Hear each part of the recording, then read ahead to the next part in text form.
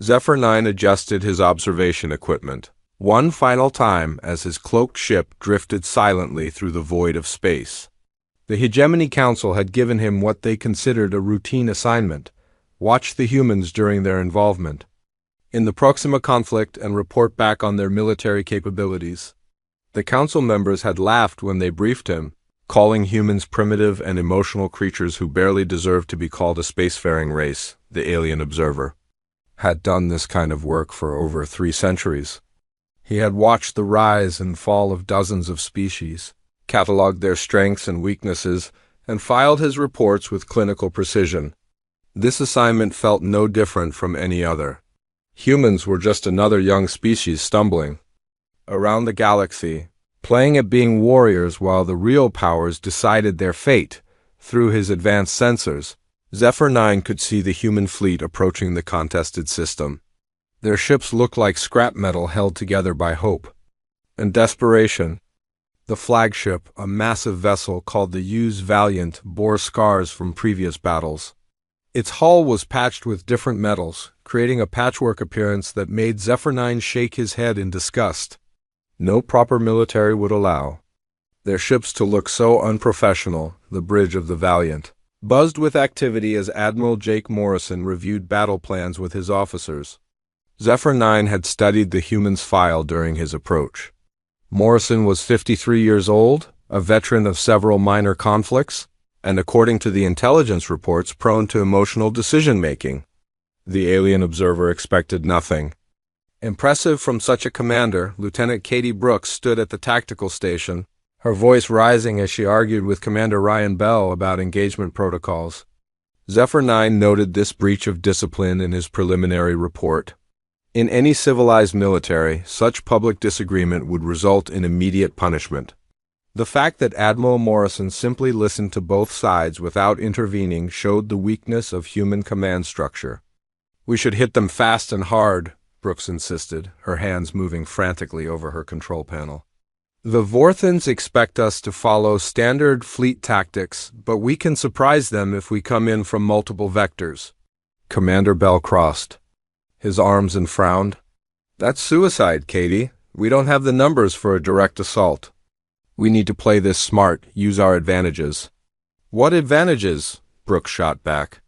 "They outgun us 3-1, their ships are faster, and their armor is better. Our only chance is to do something they don't expect." Zephyr 9 recorded this exchange with professional interest. The humans were about to face the Vorthans, a species known throughout the galaxy for their methodical approach to warfare. The Vorthans had perfected military tactics over thousands of years, turning battle into a precise science. They would crush these arguing humans without breaking stride. Admiral Morrison finally spoke, his voice calm despite the tension around him. "Both of you make valid points. Ryan, you're right about playing smart. Katie, you're right about the element of surprise. The question is how we combine both approaches."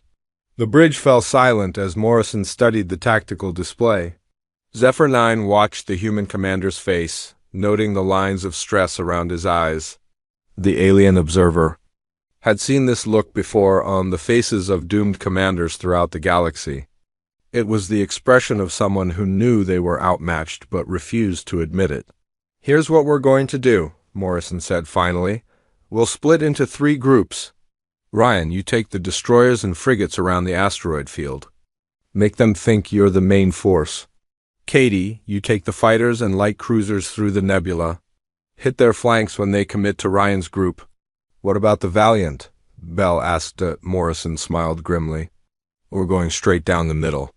Sometimes the best way to surprise someone is to do exactly what they expect, just better than they thought possible. Zephyr 9 made more notes about human tactical thinking.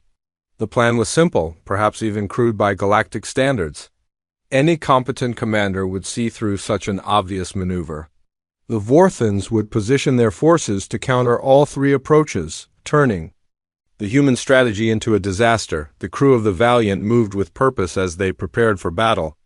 Zephyr 9 watched them through his sensors, noting their casual behavior and informal communication. They called each other by first names, made jokes during serious moments, and showed none of the rigid discipline that marked professional soldiers. Engineering Chief Bobby Martinez actually started singing while he worked on the engine systems, his voice carrying through the ship's communication channels. "Bobby, keep it down over there," Morrison called out with what sounded like amusement, rather than authority. "Some of us are trying to concentrate." "Sorry, Admiral," Martinez replied, though he continued humming quietly. "The engines always work better when they're happy." Such unprofessional behavior would have resulted in court-martial in any civilized military. Zephyr 9 added this observation to his growing list of human military failures. The Hegemony Council would find his report amusing. Another example of why humans posed no threat to established galactic powers. The human fleet reached the edge of the contested system, where long-range sensors detected the Vorthan battle group waiting for them. The enemy formation was perfect, textbook positioning that would allow them to bring maximum firepower to bear while maintaining defensive integrity. The Vorthans had done this 1,000 times before against species far more advanced than humans. Zephyr-9 settled back in his observation post, ready to document what he expected would be a quick and decisive Vorthan victory. The humans would fight bravely, perhaps even impressively for such a primitive species, but they would lose. Then he would file his report, collect his payment, and move on to the next assignment. He had no idea that he was about to witness something that would change his understanding of warfare forever. The battle began exactly as Zephyr 9 expected. The Vorthan battle group moved into perfect formation, their ships arranging themselves in the classic defensive pattern that had won them victories across the galaxy. Their commander, a seasoned veteran named Thoric Prime, had studied human tactics for weeks before this engagement. He knew their weaknesses, their limited technology, and their tendency toward emotional decision-making. Admiral Morrison's voice crackled across the human fleet channels as the three groups split apart according to plan. "Remember, everyone, we're not here to win pretty. We're here to win, period. Stay loose, stay flexible, and trust your training." Zephyr 9 noted the informal tone again. No proper military commander would use such casual language during combat operations. The alien observer watched as Commander Bell led his destroyer group toward the asteroid field, their engines burning bright against the dark space. The Vorthans tracked them easily, moving ships to intercept what they correctly identified as a flanking maneuver. Lieutenant Brooks took her fighters and light cruisers toward the nebula's edge, hoping to use the gas clouds for cover. The Vorthans had anticipated this move too, positioning their fastest ships to cut off the human force before it could disappear into the colorful mists. Everything proceeded according to standard tactical doctrine. Then Admiral Morrison did something that made Zephyr 9 lean forward in his observation chair. Instead of leading the Valiant straight into the enemy formation as announced, Morrison suddenly ordered a full stop. The massive ship hung motionless in space while its escorts spread out around it like a protective shell. "What is he doing?" Zephyr 9 muttered to himself, checking his sensors to make sure he was reading the situation correctly. The Vorthans seemed equally confused. Their formation wavered slightly as Thoric Prime tried to understand why the human flagship had stopped moving. According to every military manual in the galaxy, a stopped ship was a dead ship. It became an easy target for enemy weapons while losing all tactical mobility. Morrison's voice came over the communications again, still calm despite the approaching enemy. "Bobby, how are those engines holding up?" "Running hot but steady, Admiral." Martinez replied from engineering. "Give me the word and I'll push them past the red line." "Not yet. Katie, what's your status?" Brooks' voice crackled with static from the nebula. "We're in position, sir. The Vorthans are trying to box us in, but we can break through when ready. Ryan, how about you?" Commander Bell's response came through weapons fire in the background. "Taking some hits, but we're drawing their attention. They've committed 4 ships to our position." Zephyr 9 realized what Morrison was doing. The human commander was using himself as bait, making the Vorthans think the main attack would come from the stationary flagship. It was a desperate gambit that would only work if the enemy commander was foolish enough to fall for such an obvious trap. Thoric Prime was not foolish. He recognized the deception and began repositioning his forces to counter the real threats from the asteroid field and nebula. His ships moved with practiced precision, adapting to the human strategy exactly as military doctrine demanded. That was when Captain Lisa Hayes of the U.S. Defender did something that changed everything. Her ship had taken heavy damage during the opening exchange of fire. Hull breaches vented atmosphere into space while her engines flickered and died. Any reasonable commander would have ordered an evacuation, saving the crew while abandoning the vessel. Hayes instead ordered her remaining crew to the forward sections and pointed her dying ship directly at the largest Vorthan cruiser. "Defender to Admiral Morrison," Hayes' voice came through the static. "We're making our final run. Tell my husband I kept my promise." Zephyr 9 watched in shock as the damaged human ship accelerated toward the enemy vessel. The Vorthans fired everything they had at the approaching wreck, but Hayes had timed her maneuver perfectly. The Defender's hull absorbed the punishment just long enough to reach its target. The collision sent shockwaves through both fleets. The Vorthan cruiser, one of their most powerful ships, crumpled around the human vessel's remains. Secondary explosions rippled through both ships as their reactors overloaded. In seconds, 2 major warships had been reduced to expanding clouds of debris, but Hayes' sacrifice had accomplished more than just destroying one enemy ship. The collision had created a gap in the Vorthan formation, and Morrison immediately exploited it. The Valiant's engines roared to life as the flagship surged forward, its weapons blazing at the confused enemy ships. "Now, Bobby, give me everything you've got," Morrison shouted over the sounds of battle. The human ship moved faster than Zephyr 9 had thought possible.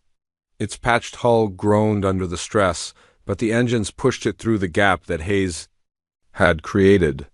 The Vorthans tried to close ranks, but they were too slow to stop the massive ship from breaking through their defensive line. "Commander." Bell's destroyers erupted from the asteroid field at the same moment, catching the Vorthans between two forces. The enemy ships found themselves fighting on multiple fronts, their perfect formation dissolving into chaos as they struggled to respond to attacks from unexpected directions. Lieutenant Brooks led her fighters out of the nebula like angry wasps, their small size allowing them to dart between the larger ships while unleashing devastating close-range attacks. The Vorthans had trained to fight other conventional fleets, not this swarm of small, fast targets that seemed to appear from nowhere. The tide of battle turned in minutes. Ships that had seemed invincible moments before now burned in the void, their crews abandoning them in escape pods. The Vorthans began a fighting retreat, their disciplined formation crumbling under the chaotic human assault. Zephyr 9 stared at his sensor readings in disbelief. The humans had not just survived the encounter, they had won. They had defeated a superior enemy through tactics that defied every rule of civilized warfare. Captain Hayes had literally thrown her ship and crew at the enemy, turning a military disaster into a strategic victory. As the last Vorthan ships fled the battlefield, Zephyr 9 began to understand that his initial assessment might have been wrong. These humans were not the primitive, emotional creatures he had expected. They were something else entirely, something that fought with a combination of desperate courage and tactical brilliance that he had never seen before. The alien observer started revising his report, but found himself struggling to find the right words to describe what he had witnessed. How could he explain to the Hegemony Council that humans treated suicide attacks as viable tactical options? How could he make them understand that emotional decision-making might actually be a strength rather than a weakness? For the first time in his long career, Zephyr 9 felt uncertain about his conclusions. The battle was over, but his real education about human warfare had just begun. The weeks following the Vorthan battle brought news that made Zephyr 9 question everything he thought he knew about warfare. The Krex Empire, one of the most feared military powers in the galaxy, had decided to enter the Proxima conflict. Their legendary silent ships were already moving toward human-controlled space, bringing with them a terror that had broken the will of countless civilizations. Zephyr 9 had studied the Krex tactics extensively during his centuries of observation work. The silent ships were technological marvels that could jam all forms of communication and sensor equipment within entire star systems. When these vessels arrived, enemy fleets found themselves blind, deaf, and isolated. Unable to coordinate their movements or even know where their allies were, most species simply surrendered rather than fight in complete darkness. The alien observer positioned his cloaked ship near the human fleet's staging area, expecting to document their inevitable retreat. Any rational commander would withdraw their forces rather than face the Kreks in such hopeless conditions. Admiral Morrison, however, seemed determined to prove that humans were anything but rational. "Listen. Up, everyone?" Morrison's voice carried across the fleet channels as the distant sensor contacts appeared on long-range scans. "The Kreks are coming with their silent ships in about 6 hours. We won't be able to talk to each other, see each other, or coordinate our movements." Most species run when they hear that news. Zephyr 9 nodded approvingly. Finally, the humans were showing some sense. They would retreat to fight another day, preserving their forces for battles they could actually win. "But we're not most species," Morrison continued. "We're going to stay here and show these Kreks what humans do when the lights go out." The alien observer nearly fell from his chair. The humans were planning to fight blind against one of the galaxy's most dangerous enemies. It was suicide on a scale that defied comprehension. Commander Bell's voice crackled over the communications. "Admiral, what's the plan? How do we fight when we can't see or talk to each other?" Morrison's reply was so simple that Zephyr 9 initially thought it was a joke. "We use our eyes, our voices, and our brains. Just like humans did for thousands of years before we invented all this fancy technology." The next few hours were unlike anything Zephyr 9 had ever witnessed. Instead of preparing for retreat, the human fleet began implementing the most primitive communication systems imaginable. Ships positioned themselves in visual range of each other, their crews practicing hand signals and light patterns.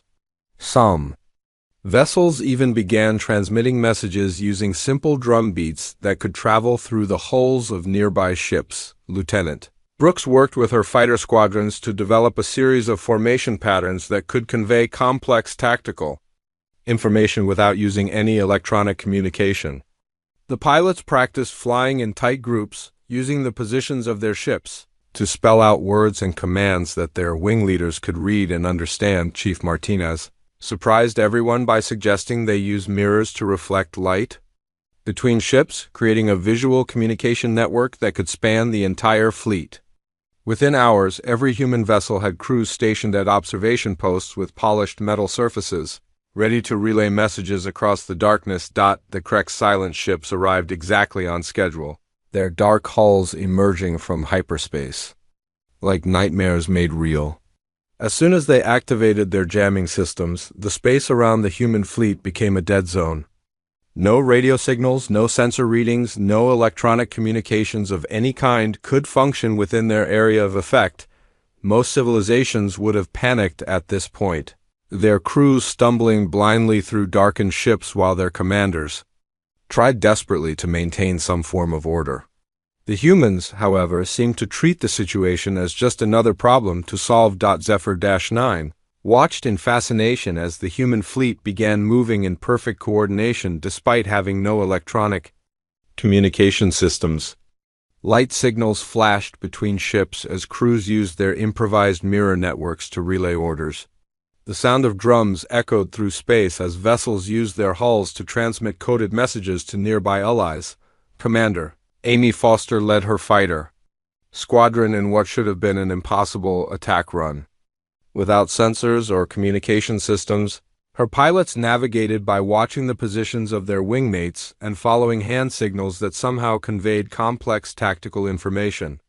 The Krek ships, designed to fight enemies who depended on advanced technology, found themselves completely unprepared for attacks. Guided by nothing more than human eyes and intuition. The battle that followed was unlike anything in galactic military history. The humans fought with a combination of primitive communication methods and advanced weapons that created chaos in the Krek's formations. Their ships moved in patterns that seemed random but were actually carefully choreographed dances of destruction. When The Kreks tried to adapt their tactics.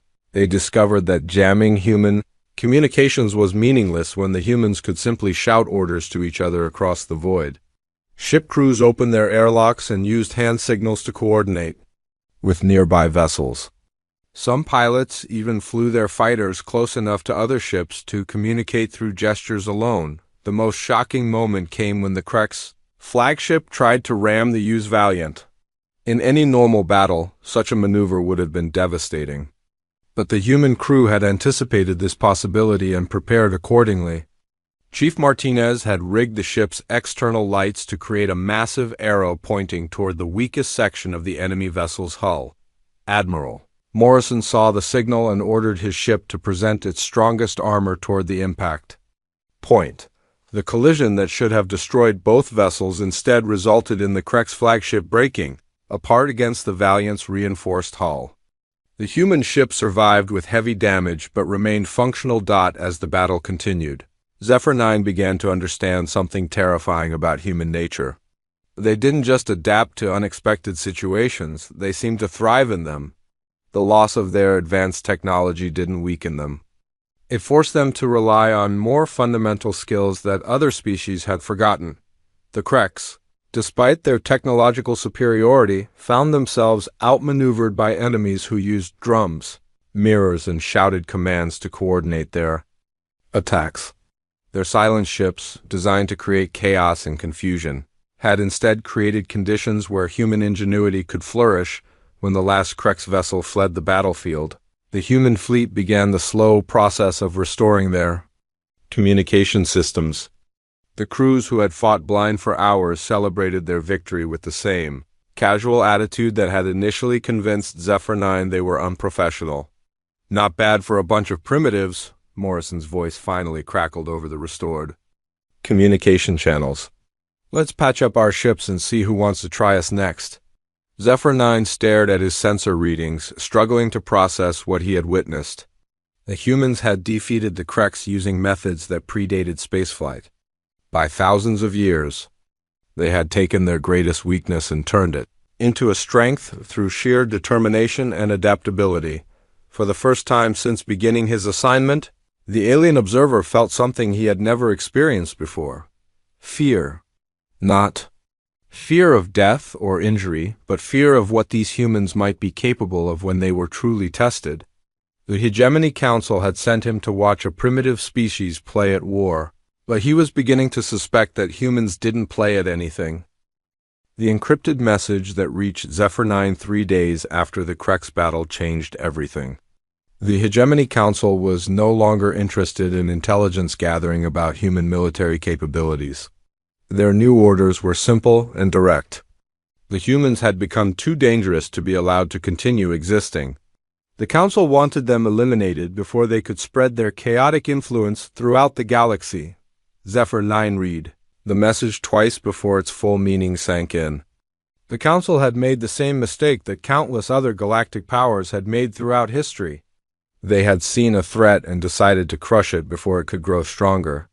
What they didn't understand was that threatening humans seemed to make them more dangerous, not less. The alien observer's new assignment was to identify human weaknesses that could be exploited in a coordinated attack by Council forces.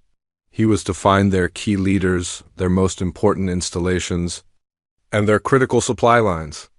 The information would be used to plan a strike that would end human involvement in galactic affairs permanently. As Zephyr 9 began his reconnaissance, he discovered that the humans had chosen to make their stand at Colony Station Omega, a research facility in the Outer Rim that had been converted into a defensive position. The station was home to nearly 50,000 civilians, including families of military personnel and scientists working on various projects. It was exactly the kind of target that the Council preferred, valuable enough to defend, but difficult to protect.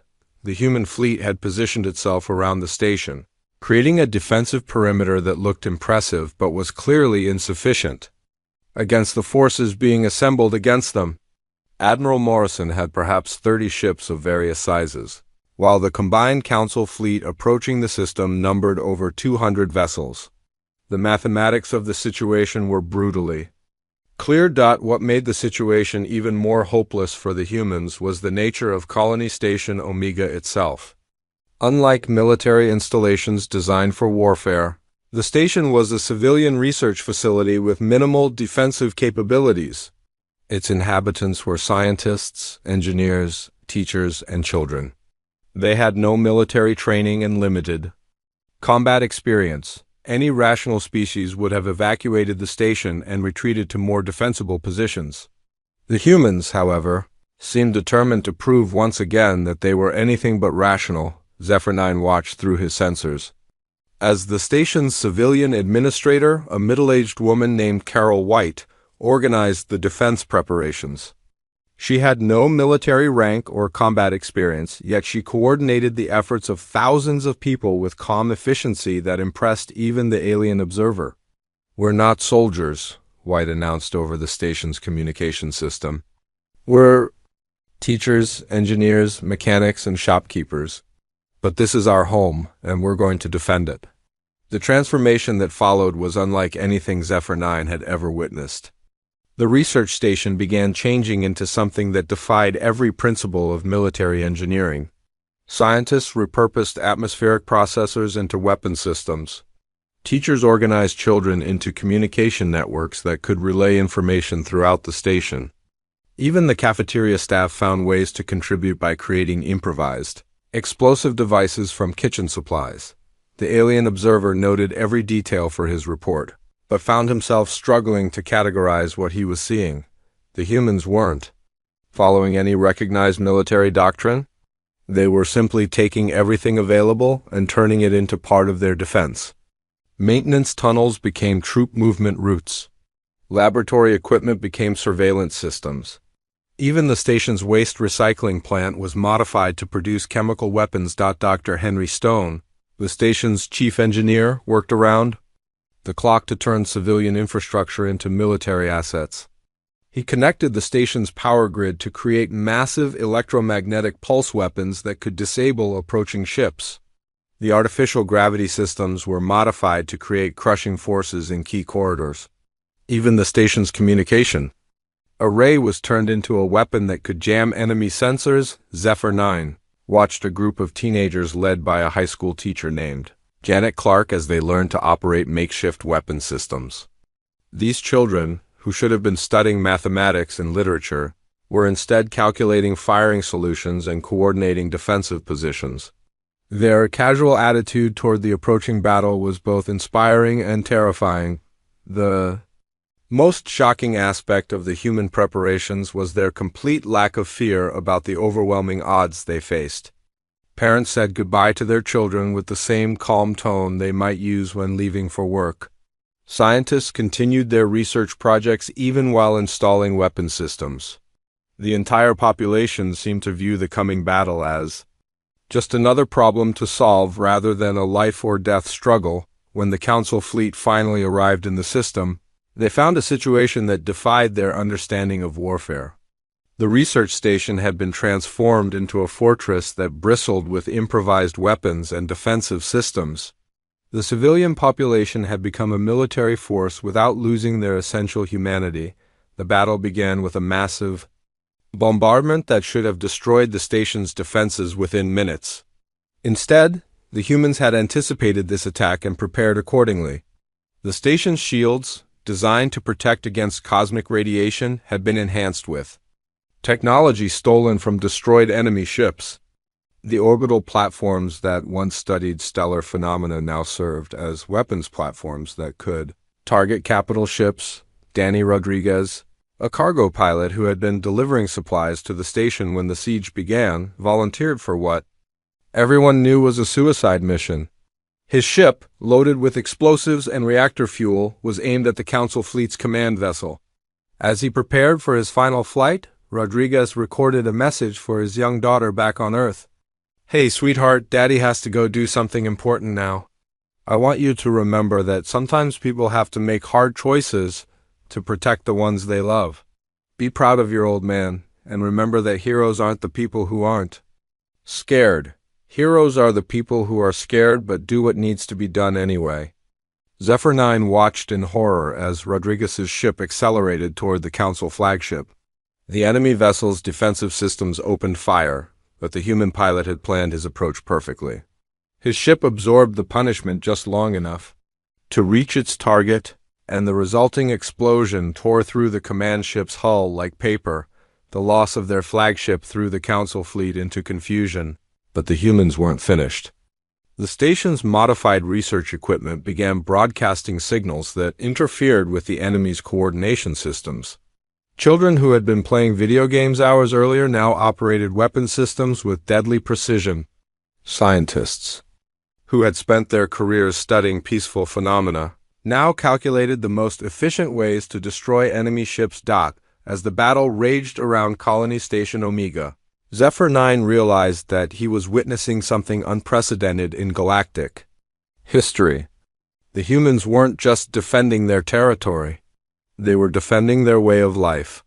Every civilian who picked up a weapon, every child who helped relay communications, every scientist who turned their knowledge toward warfare was making the same choice that Danny Rodriguez had made. The alien observer began to understand that his mission to find human weaknesses was fundamentally flawed. The humans didn't have traditional military weaknesses because they didn't fight traditional military battles. They turned their entire civilization into a weapon when threatened, creating something that couldn't be defeated by conventional means. For the first time since accepting this assignment, Zephyr 9 felt genuine fear about what he was documenting. The Hegemony Council had sent him to find ways to destroy the humans, but he was beginning to suspect that the humans might be something that couldn't be destroyed. They were something that could only be awakened, and once awakened, they might destroy everything else instead. As the battle continued to rage around the research station, the alien observer began to realize that he might have made a terrible mistake by coming here. Some things were better left undisturbed, and humanity might be one of them. The months following the Colony Station Omega siege brought Zephyr 9 to a terrifying realization about the nature of human warfare. As he continued his observations, moving from battle to battle across the expanding conflict zone, he began to understand that what he had witnessed wasn't just tactical brilliance or desperate courage. It was something far more fundamental and disturbing. The alien observer found himself studying human history through intercepted data transmissions and captured records. What he discovered made his blood run cold in ways he had never experienced before. Humans had been fighting wars for their entire existence as a species. Not just occasional conflicts like other civilizations, but constant, unending warfare that had shaped every aspect of their development. Their planet Earth had never known true peace. While other species evolved during periods of stability and cooperation, humans had been forged in the fires of perpetual conflict. Every advancement in their technology, every development in their social structures, every aspect of their culture had been influenced by the need to survive against other humans who were trying to kill them. Zephyr 9 watched the defense of New California, a mining world that had become the latest target in the expanding war. The human forces there were led by Colonel Steve Adams, a career soldier who had spent his entire adult life fighting various enemies across the galaxy. What made Adams dangerous wasn't his experience or his tactical knowledge, but the way he saw the entire planet as a weapon waiting to be used. "We're not just defending this world," Adams explained to his staff during a planning meeting that Zephyr 9 observed through his sensors. "We're turning it into the biggest gun in human space. Every mine, every processing plant, every piece of equipment on this planet is going to be part of our defense." The alien observer watched in fascination as the humans began implementing their plan. Mining lasers designed to cut through solid rock were repositioned to target enemy ships. Ore processing facilities were converted into massive ammunition factories. Even the planet's weather control systems were modified to create artificial storms that could confuse enemy sensors and disrupt landing operations. Engineer Lavra Kim, a young woman who had been working on civilian projects just months before, found herself designing weapon systems that defied conventional military thinking. When asked how she knew her modifications would work, she simply shrugged and said, It seemed like it should. This casual approach to deadly innovation terrified Zephyr 9 more than any advanced weapon system he had ever encountered. The humans didn't just use their technology as weapons.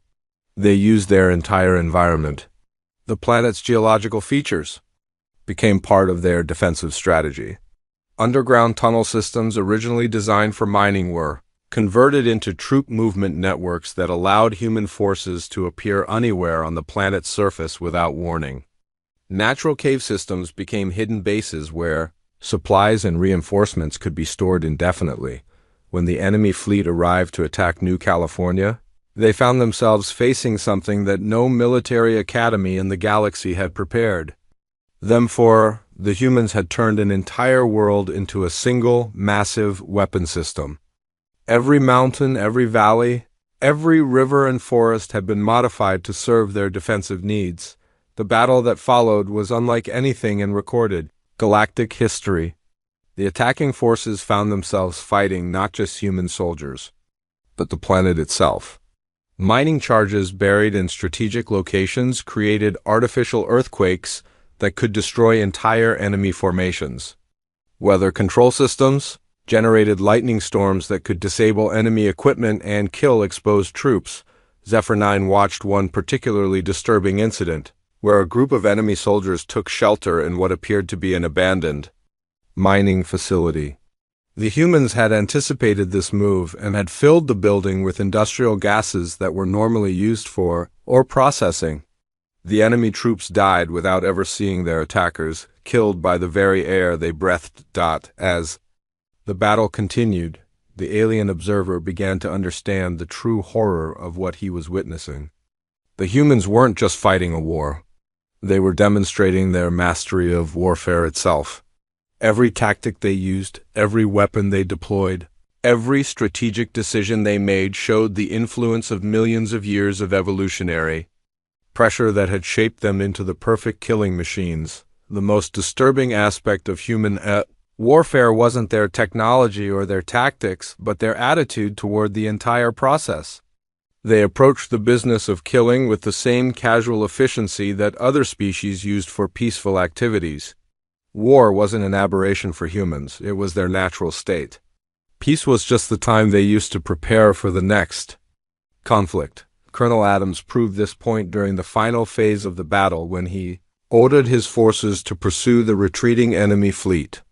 Most species would have been content to defend their territory successfully, but the humans saw victory as just another opportunity to inflict more damage on their opponents. "We're not done yet," Adams announced over the communication channels. "These people came here to kill us, and they need to understand that there are consequences for that kind of behavior." The pursuing human forces caught up with the enemy fleet at the edge of the star system and destroyed it completely. No prisoners were taken, no mercy was shown. The humans had decided that their enemies represented a threat that needed to be eliminated, and they had acted accordingly. Zephyr 9 realized that he was witnessing something that the Hegemony Council had never anticipated. The humans weren't just another species that could be defeated through superior technology and tactics. They were something that had been specifically designed by evolution to excel at the business of war. Every aspect of human biology seemed optimized for conflict. Their ability to function under extreme stress, their capacity for rapid adaptation, their willingness to sacrifice individuals for the benefit of the group, their talent for improvisation and innovation under pressure, all of these traits had been developed through countless generations of warfare. The alien observer began to understand that the Council's plan to eliminate the humans was fundamentally flawed. They were trying to defeat a species that had spent millions of years learning how to win wars against opponents who were just as intelligent, just as determined, and just as ruthless as they were. The humans had already faced every possible military challenge during their evolution, and they had survived all of them. As Zephyr 9 prepared his report on the Battle of New California, he found himself struggling to find words that could adequately describe what he had witnessed. How could he explain to the Council that humans didn't just wage war, but that they were war itself given physical form? How could he make them understand that attacking humanity might be the worst mistake in galactic history? The alien observer stared at his communication equipment, knowing that he needed to send his report but dreading the response it would receive. The Council would see his warnings as cowardice or incompetence. They would assume that he had been somehow influenced by human propaganda, or that he had lost his objectivity, but Zephyr 9 knew the truth. He had seen what humans were capable of when they were truly threatened, and he understood that the galaxy was about to learn a lesson that might cost billions of lives. The humans weren't just another species that could be conquered or controlled. They were something that should have been left alone, something that was better as an ally than as an enemy. As he began composing his final report, the alien observer realized that his mission had changed from intelligence gathering to damage control. He wasn't just documenting human military capabilities anymore. He was trying to prevent a catastrophe that could reshape the entire galaxy. The final battle began at the Hegemony Council's own capital system, where their massive fleet had assembled to end the human threat once and for all. Zephyr 9 had sent his warnings, his desperate pleas for the Council to reconsider their decision. But his reports had been dismissed as the ravings of an observer who had lost his objectivity. The Council believed that their superior numbers and advanced technology would easily crush the human forces. Admiral Morrison arrived with what remained of the human fleet, barely 200 ships against the Council's force of over 1,000 vessels. The mathematical impossibility of human victory seemed so obvious that several Council members had traveled to the capital system to witness the destruction of humanity firsthand. They expected to watch a quick, decisive battle that would serve as a warning to other species who might consider challenging galactic authority. Zephyr 9 positioned his cloaked ship at a safe distance, knowing that he was about to witness either the end of humanity or something far worse. His sensor readings showed the human fleet approaching the massive defensive formation that surrounded the Council's homeworld. The enemy ships were arranged in perfect military formation, their weapons powered and their shields at maximum strength. The humans looked pathetic by comparison. Their ships still bore the scars of previous battles, their hulls patched with salvaged materials and their crews exhausted from months of constant warfare. Admiral Morrison's flagship, the battered used Valiant, seemed almost insignificant compared to the massive Council dreadnoughts that waited for them. "All ships, this is Admiral Morrison," the human commander's voice crackled across the communication channels. "Today we're not just fighting for our colonies or our territories. We're fighting for the right to exist as a free species in this galaxy. The Council thinks they can destroy us because we're different, because we don't follow their rules or accept their authority." The alien observer listened to Morrison's words with growing dread. The human commander wasn't giving a desperate speech before a final battle. He was making a declaration of war against the entire established order of galactic civilization. "They're about to learn what happens when you try to cage a species that was born free," Morrison continued. "They're about to discover why humans have never been conquered by anyone, including ourselves. All ships, execute Operation Nightmare." Zephyr 9 had no idea what Operation Nightmare involved, but the name alone filled him with terror. The humans had chosen that designation for their final battle plan, and given what he had witnessed during his observations, he suspected that the name was entirely appropriate. The human fleet suddenly dispersed in all directions, abandoning any pretense of traditional military formation. Individual ships began moving in seemingly random patterns that made no tactical sense according to conventional military doctrine. The Council fleet tried to maintain their defensive positions, but found themselves unable to predict where the humans would strike next. Captain Rick Turner led a squadron of damaged destroyers straight into the heart of the enemy formation in what appeared to be a suicide attack. The Council ships concentrated their fire on his vessels, expecting to destroy them easily. Instead, Turner's ships began exploding in carefully timed sequence, creating a chain reaction that disabled the enemy's forward defensive line. The explosions weren't random acts of desperation. They were precisely calculated to create maximum damage to the Council fleet while clearing a path for the main human force. Turner had turned his own ships into guided weapons, sacrificing himself and his crews to give the rest of the human fleet a chance at victory. Commander Beth Rodriguez exploited the gap that Turner had created, leading her forces through the confused enemy lines in a maneuver that should have been impossible. Her ships moved with perfect coordination despite having no apparent communication with each other, striking at critical targets with surgical precision. The Council fleet, designed to fight conventional battles against predictable enemies, found themselves completely unprepared for the chaos that the humans had unleashed. Their formations crumbled as individual ships tried to respond to attacks that seemed to come from everywhere at once. Zephyr 9 watched in horror as the tide of battle turned in favor of the humans. The Council's numerical advantage meant nothing. When their ships couldn't coordinate their attacks or defend against enemies, who fought with tactics that defied all military logic. The human fleet, smaller and more damaged, was systematically destroying a force that should have been able to crush them without effort. The most terrifying aspect of the battle was the casual efficiency with which the humans conducted their assault. They weren't fighting with desperate courage or brilliant tactics. They were simply doing what came naturally to them. War was their element, violence was their language, and destruction was their art form. As the last Council ships fled the battlefield, Zephyr 9 began composing his final report. His words would serve as both a warning and an epitaph for the civilization that had been foolish enough to challenge humanity. "We sent them to fight our enemies, and they won," he wrote. "We sent our enemies to fight them, and they lost. We sent ourselves to fight them, and we learned the truth. Humanity doesn't just wage war.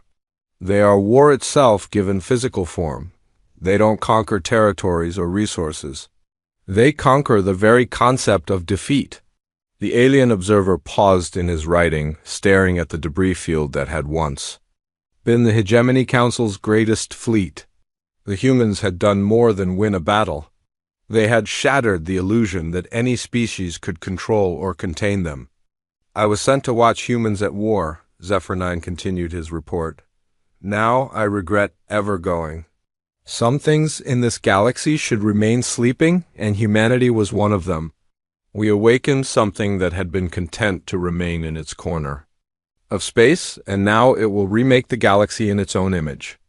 The alien observer sealed his report and prepared to transmit it to what remained of the Council leadership. They would need to understand what they had unleashed, even if it was too late to stop it. The humans had been pushed too far, and they had responded the only way they knew how, by destroying everything that threatened them. As Zephyr 9 activated his ship's hyperdrive engines, preparing to flee to the outer rim of the galaxy, he realized that his career as an observer was over. There would be no more civilizations to study, no more species to catalog, no more reports to file. The humans had won, and they would reshape the galaxy according to their own violent nature. The alien observer had learned the truth about humanity, and that knowledge would haunt him for the rest of his life. He had seen what happened when a species evolved for war encountered a galaxy that had grown soft and complacent. The result was not conquest or domination, but something far worse, the complete transformation of galactic civilization into something that resembled humanity itself. Zephyr 9 set course for the darkest corner of space he could find, hoping to hide from the new reality that humanity would create. He had been sent to watch humans at war, and he had learned that some things were better left unwatched. The galaxy would never be the same again, and he would spend the rest of his existence regretting his role in awakening the sleeping giant that was humanity.